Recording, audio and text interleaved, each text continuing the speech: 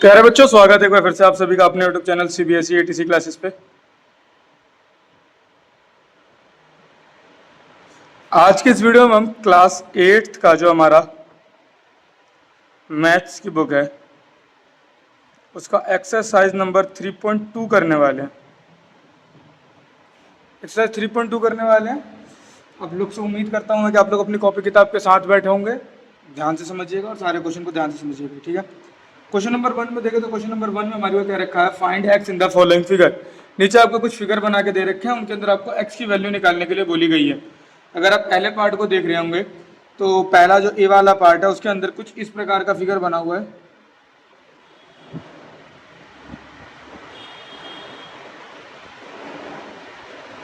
और यहाँ पे एक्स डिग्री दे रखा है बाहर में, ऊपर वाला 125 डिग्री है, इधर नीचे वाला भी 125 डिग्री है, ये दे रखा है।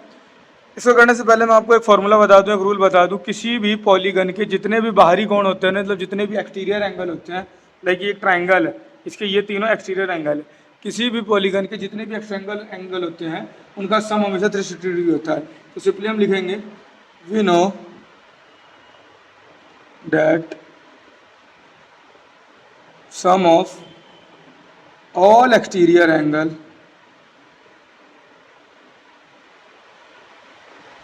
of polygon is 360 degree. हमें ये पता है किसी भी पॉलीगन के जितने भी एक्सटीरियर एंगल होते हैं उनका सम 360 डिग्री होता है। इसके अंदर देखूंगा तो एक ये और एक ये और ये तीन एक्सटीरियर एंगल है। इसके अंदर मैं सिंपली लिख सकता हूँ 125 डिग्री प्लस में 125 डिग्री प्लस में x डिग्री बराबर होगा मेरे 360 डिग्री के। इन दोनों को मैं प्लस करता हूं तो 125 मेरा हो जाता है 250 डिग्री प्लस में x डिग्री जो कि इक्वल है मेरा 360 डिग्री के। x की वैल्यू आ जाएगी 360 डिग्री माइनस 250 डिग्री और माइनस करने के बाद आपका x की वैल्यू आ जाती है 110 डिग्री। ये हो जाएगा आपका पहला क्वेश्चन डन इसी के साथ, ठीक है। आगे बढ़ते हैं क्वेश्चन नंबर 2 की तरफ। बी पार्ट में, बी पार्ट के अंदर पहले वाले का बी पार्ट है ये। इसमें हमारी फिगर कुछ यहाँ से स्टार्ट हुई है,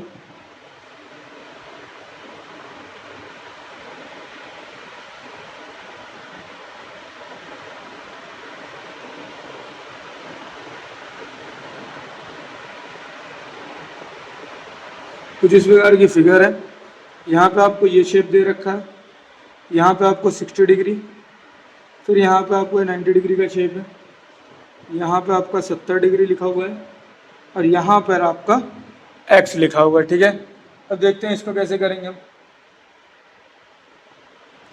सिंपली पहली लाइन दे ही रहेगी sum of all exterior angle of polygon, sum of all exterior angle of polygon is 360 degree. किसी भी पॉलीगन के जितने भी बाहरी कोण होते हैं उनका सम 360 डिग्री होता है, ठीक है।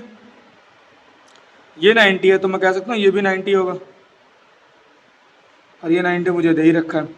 तो अगर मैं यहीं से स्टार्ट करूँ तो ये 90 डिग्री प्लस में ये बाहर का 60 डिग्री प्लस में ये बाहर का 90 डिग्री, देन ये 70 डिग्री, देन x बराबर होना चाहिए मेरे 360 डिग्री के, बिल्कुल होना चाहिए।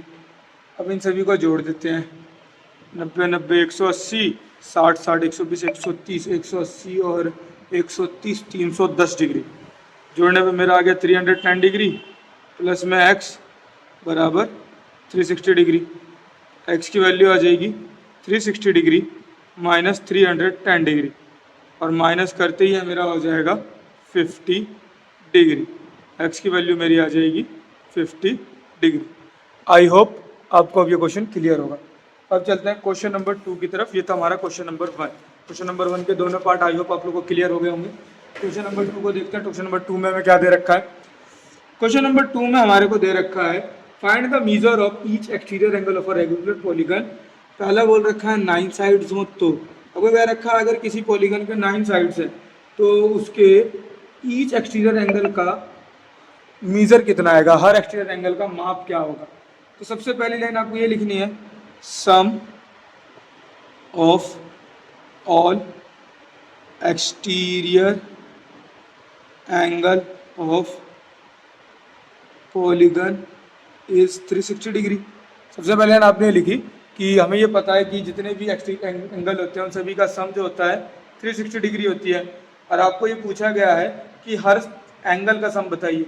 आपको बोला गया क्या है, रेगुलर पॉलीगन। जितने भी आपके जो रेगुलर पॉलीगन होते हैं ना, रेगुलर पॉलीगन, इनके साइड्स जो होते हैं ना वो सेम मेजर के होते हैं और इनके एंगल भी सेम मेजर के ही होते हैं। ठीक है, रेगुलर है, इक्वल हिस्सों का है, तो एंगल्स भी इक्वली होते हैं। Therefore measure of each angle, MEASURE, measure of each angle वो हो जाएगा आपका 360 डिग्री डिवाइड में 9 से आप इसको डिवाइड करेंगे, 9 4 जो 36, 40 आ जाएगा। तो 40 डिग्री के होंगे आपके सारे एंगल।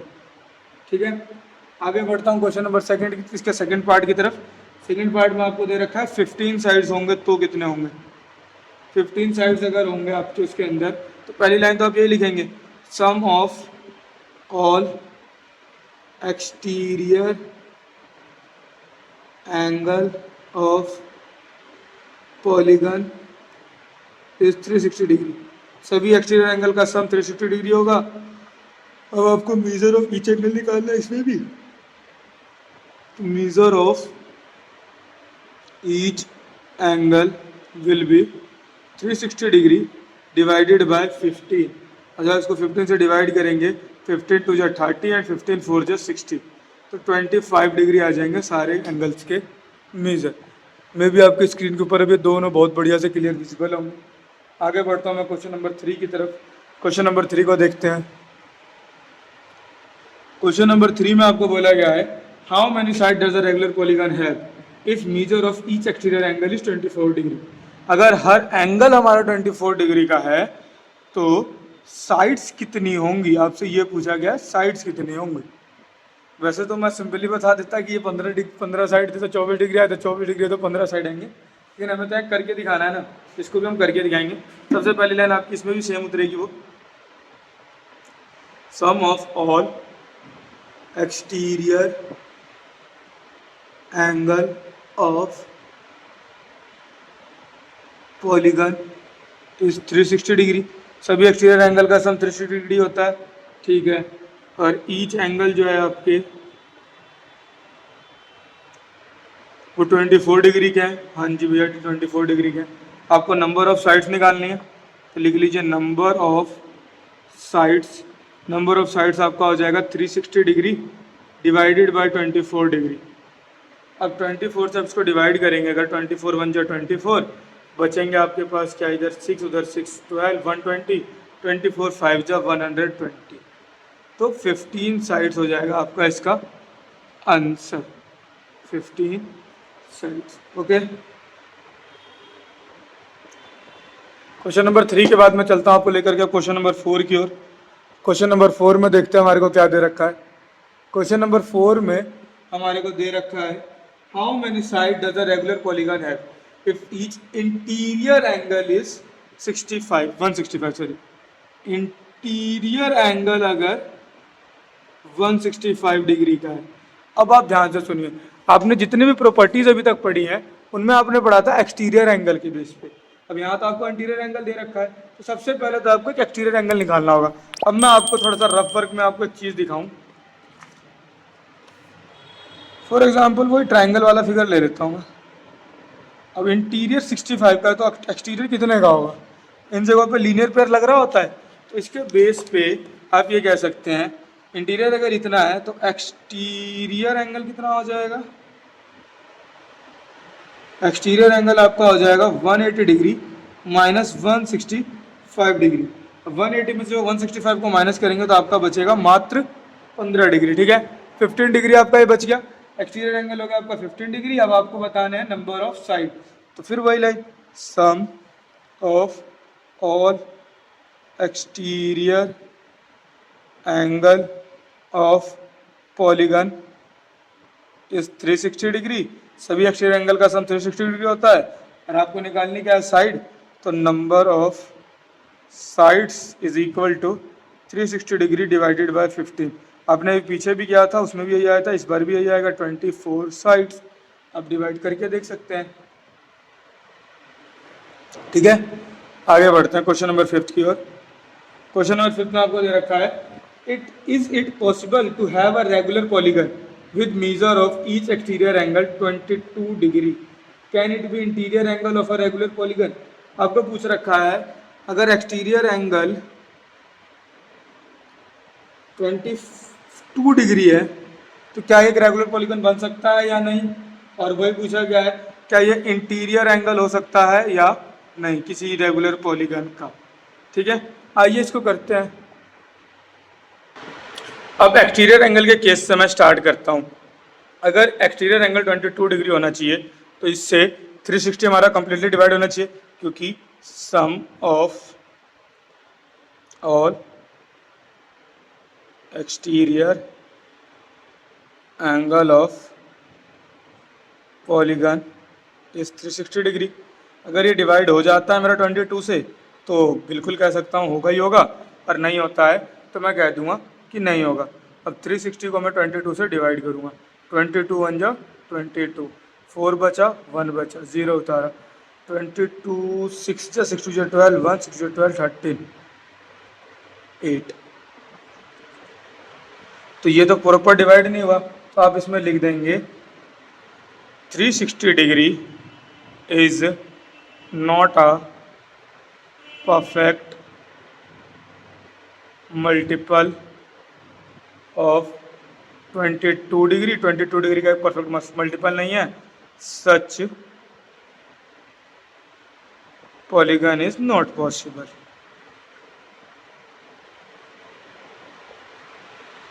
तो पॉलीगन बन ही नहीं पाएगा। अब था दूसरा केस, अगर इंटीरियर एंगल ये हो पाएगा कि नहीं। अगर इंटीरियर एंगल आप 22 रख देते हैं तो ऑब्वियस सी बात है एक्सटीरियर एंगल क्या हो जाएगा, एक्सटीरियर एंगल हो जाएगा आपका 180 माइनस 22 डिग्री। और आप 180 में से जब 22 डिग्री को माइनस करते हैं तो आपका बचेगा 158 डिग्री।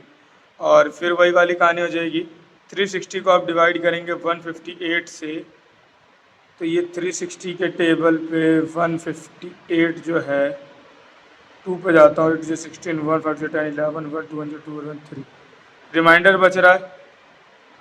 तो ये भी आपका नॉट पॉसिबल, या फिर same line not a perfect multiple, so such a polygon is not possible. Okay, question number 6 पे चलता हूँ मैं। क्वेश्चन नंबर 6 को देखते हैं। क्वेश्चन नंबर 6 में हमारे को दे रखा है what is the maximum interior angle possible for a regular polygon. किसी रेगुलर पॉलीगन के लिए मैक्सिमम इंटीरियर एंगल कितना हो सकता है। देखिए, अगर एक्सटीरियर एंगल मैक्सिमम पूछता तो अलग केस होता है। यहाँ पे पूछा है मैक्सिमम इंटीरियर एंगल, तो सबसे कम पॉसिबल साइड वाला हमारा होता है क्या, ट्राइंगल होता है, क्योंकि उससे पीछे तो कोई पॉलीगन ही नहीं है। सबसे छोटा हमारा ट्राइंगल होता है जिसके अंदर कितना होता है। तो सबसे पहले ऐसे लाइन लिख दीजिए, रेगुलर पॉलीगन हैविंग लोवेस्ट या फिर minimum sides is triangle which have 3 sides. 3 sides होते हैं उनके, बिल्कुल। अब इंटीरियर एंगल आपसे पूछा गया मिनिमम, तो मिनिमम इंटीरियर एंगल क्या हो जाएगा, मिनिमम इंटीरियर एंगल पूछा है ना आपसे, what will be the minimum interior angle, और दूसरे में पूछा है मिनिमम एक्सटीरियर एंगल।